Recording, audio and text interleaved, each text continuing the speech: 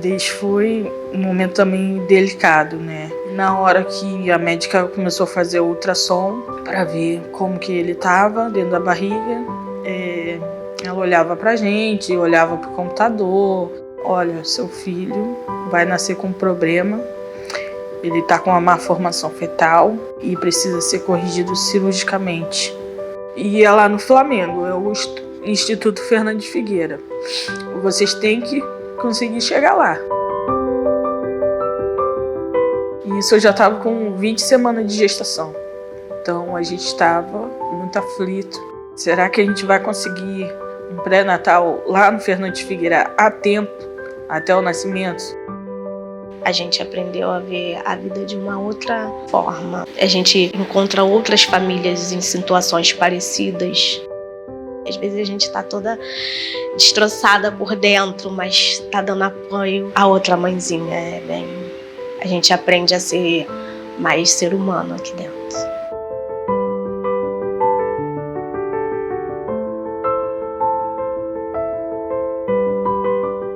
Fundado em 1924, o Instituto Nacional de Saúde da Mulher, da Criança e do Adolescente, Fernandes Figueira, é uma unidade de assistência, ensino, pesquisa e desenvolvimento tecnológico da Fiocruz.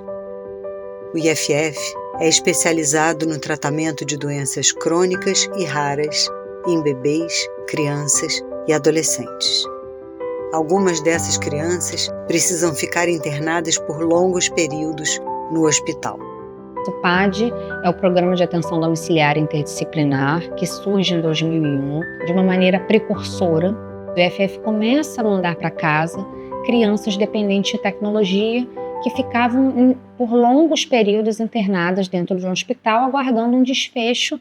Que desfecho era esse, né? Se não fosse, por exemplo, vir a óbito, alguma coisa assim, aquela criança que conseguia ficar estável e poderia ir para casa, ela tinha que aguardar longos processos judiciais. Então havia naquele momento uma importância em você mostrar isso como um problema, não apenas como um problema de gestão dos leitos, não apenas como um problema para as unidades de internação, mas um problema para as famílias, né? Um problema para aquelas crianças que estavam sendo privadas de sua vida social, familiar, de um convívio familiar. Naquele primeiro momento e por muitos anos, foi iniciativa individual do grupo que começou a pensar isso e começou a tornar viável isso, e a iniciativa da instituição de disponibilizar os equipamentos ou os insumos, tudo o que fosse necessário para que a deshospitalização acontecesse. Em 2012, nasceu na PEC. Como a gente tinha crescido muito aqui dentro do hospital, os médicos começaram a dizer para mim: Maria, você faz tantas coisas pelas crianças, nos ajuda a dar alta para essa menina. E eu digo, não tenho condições de ajudar. Um aparelho que ela é dependente sai muito caro, né? E eu me lembro que a primeira coisa que eu fiz campanha foi para um Bilevel, né? Que a menina era dependente de oxigênio 24 horas por dia. Fiz uma grande campanha, conseguimos comprar o Bilevel. E depois disso as coisas não pararam mais. Era toda hora na minha sala. A gente está precisando disso para essa fulano. O fulano pode ir de alta, mas a gente vai ter que reformar o quarto porque está tudo com infiltração. Será que tu consegue fazer uma campanha com os voluntários? Eu também ajudo, os médicos também ajudavam. Mas só isso não dava conta, né? A gente ficava muito limitado a número, né, de pessoas, tanto de trabalhadores quanto de crianças que a gente pudesse absorver, que é para manter uma segurança mínima. A gente não podia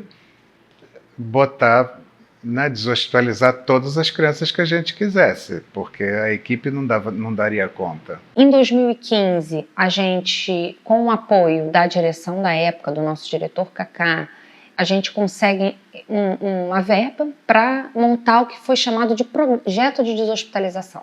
Surge como um projeto porque a gente entendeu que a gente precisava, de uma certa maneira, dar um passo adiante.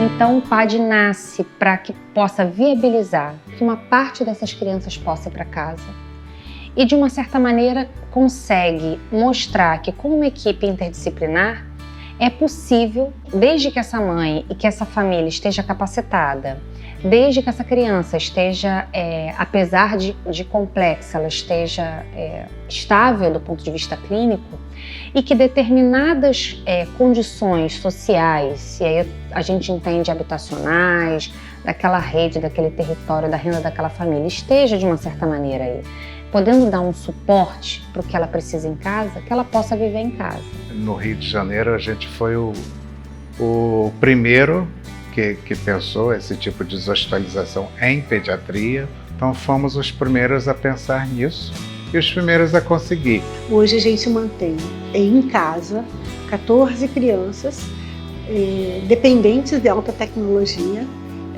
através do Amigos do Figueira. Então a gente aluga esses aparelhos, a empresa leva esses aparelhos para casa e um pouco para cá, para a criança já sair daqui acostumados com esse novo aparelho, e a empresa faz a manutenção conforme a solicitação da gestão do PAD, que é a enfermeira Daniele. O principal protagonista do cuidado, né, porque são crianças que são traqueostomizadas, que ficam em ventilação mecânica invasiva, dependentes de oxigenoterapia, crianças que se alimentam por gastrostomia. Então, o protagonista do cuidado é a família, né? Então, é o familiar cuidador, que geralmente é a figura feminina, a mãe. Né? A mãe, a tia, a avó. Essas mães, como por ficarem muito tempo morando no hospital, né? Elas acabam sendo treinadas, sendo capacitadas pelas enfermeiras, né? A cuidar dessa criança em casa. Foram 3 anos e 7 meses dentro do hospital. Se não houvesse o PAD, ela continuaria internada, porque não foi uma alta, foi uma deshospitalização. O hospital foi junto com a gente, né? A gente precisa deles, precisa da equipe.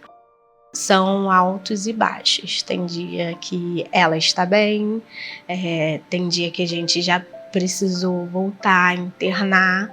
O que era 2 anos, já são 5, vai fazer 6. Com muita alegria. O que seria uma criança vegetativa, ela ri, ela interage. Ela não precisa falar, ela fala com o olhar.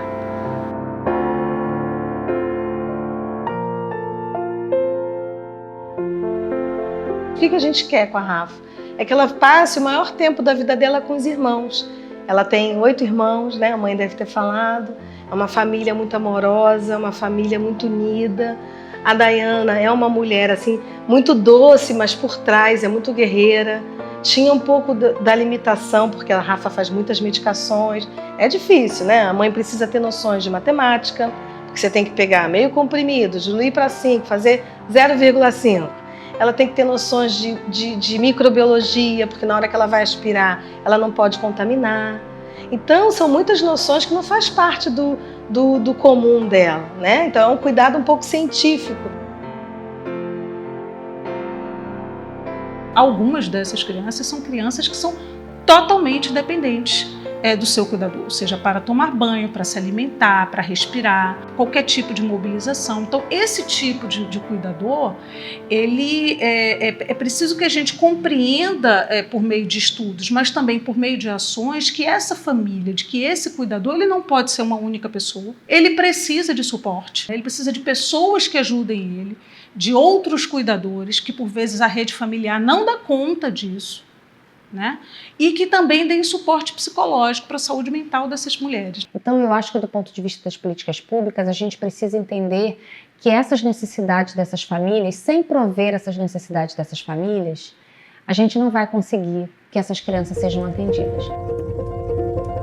Foram várias perguntas, várias vezes. Vocês querem levar o Rafael para casa? Não, a gente quer. Então vocês têm que aprender os cuidados do Rafael. Então agora vocês vão dar banho no Rafael, vão aprender a aspirar o Rafael, né? A gente via, né? Mas a gente não podia fazer. Antes de ir para casa, a gente tem todo um treinamento para mexer com a Rafaela, que eu falo que apesar dela ser a minha caçulinha, ela é minha filha de primeira viagem, porque eu tive que aprender tudo. Em casa, o PAD também ajudou, treinou a mexer nas aparelhagens, que a aparelhagem a gente não sabia mexer. O quarto do Rafael era uma enfermaria. A gente teve que botar bastante prateleira, a cama perto dos aparelhos, ele tinha bomba para passar dieta, ele tinha 2 balas de oxigênio, fora os insumos, né, que aí na bomba precisa do equipo, Triway, a gente precisava de algodão, precisava de gás. A gente entende que não é questão de cura, não é curar, mas dar qualidade de vida para o Rafael, no melhor âmbito possível, tanto dentro de casa quanto nas terapias. Das vantagens de ser cuidado em casa, fica livre de infecção hospitalar, vive no seio da família, as famílias não se desmantelam como acontece com frequência. Elas evoluem do ponto de vista do desenvolvimento neuropsicomotor, enfim, elas interagem com a comunidade, e quanto mais elas interagem, melhor para elas, inclusive do ponto de vista clínico. Nós estávamos com 8 crianças ventiladas, né, e 12 crianças traqueostomizadas. O trabalho do PAD, né, além de levar essas crianças, é também mapear esse território, porque ela vai para um município, ela vai para casa, que precisa também a rede de atenção à saúde saber conhecer que tem uma criança clinicamente complexa em casa. Então a gente faz visita a esse território. O que é esse território? É a clínica da família, o hospital, né? Porque se essa criança passar mal, ela tem que ir para o hospital, para a UPA mais próxima à sua residência. A gente também realiza, né, enquanto programa de assistência domiciliar, a gente realiza capacitação para os profissionais de saúde, né, para os outros programas Melhor em Casa, Serviço de Atenção Domiciliar do Estado do Rio de Janeiro. Desde os primórdios do SUS, né, a gente sabe que é fundamental, como um princípio, como um valor, que a gente trabalha em rede. Esse usuário do SUS, necessariamente ele vai passar por várias do que a gente chama de estações de cuidado. Eu costumo dizer que é como se você fizesse uma costura, sabe? De muitos pontos. Ele é feito caso a caso. E, na verdade, ele só dá certo porque ele é feito caso a caso. Mas cada vez mais a gente precisa se apropriar de que as crianças com condições crônicas complexas, com necessidades especiais de saúde, dependentes de tecnologia, estarão aí. E é para que elas estejam. Acho que trazer essas crianças para a cena, trazer para que as pessoas possam falar disso, conhecer isso, para que isso não seja uma realidade que eu que trabalho no hospital sei e meu vizinho não faz ideia de que elas existam. Eu acho que primeiro a gente deve isso, né? Enquanto sociedade, dar visibilidade para essas crianças e as suas famílias. A gente também precisa, de uma certa maneira, avançar do ponto de vista da política pública para que as redes que são de atenção primária, as redes de atenção domiciliar dos territórios entendam que é possível ficar com essas crianças nos seus territórios. Cada vez mais é preciso mobilizar a sociedade civil, todos os nossos governantes, e aí em todas as esferas, que é importante criar uma política para dar suporte e sustentação para essas famílias. Quando isso se torna uma política pública, o governo ganha, as famílias ganham, as crianças ganham, a ciência ganha. A gente vive num mundo que é só eu, os meus, os nossos, né? E quando a gente toma um tapa da vida, né? Quando a gente cai na situação que a gente caiu, a gente tem um olhar totalmente diferente. A gente vê problemas diferentes que às vezes é maior do que o nosso. E aquilo ali faz abrir a mente, abrir os olhos. Agora parece que a vida tá andando um pouco melhor, mesmo a gente sabendo que o Rafael tem que operar, que o Rafael ainda tem muita coisa para fazer, que a gente está procurando terapia, mas a gente está respirando agora. Inclusive a gente conseguiu levar ele à praia, né, no final de semana passado, né? Então cada coisa nova pra gente é uma vitória.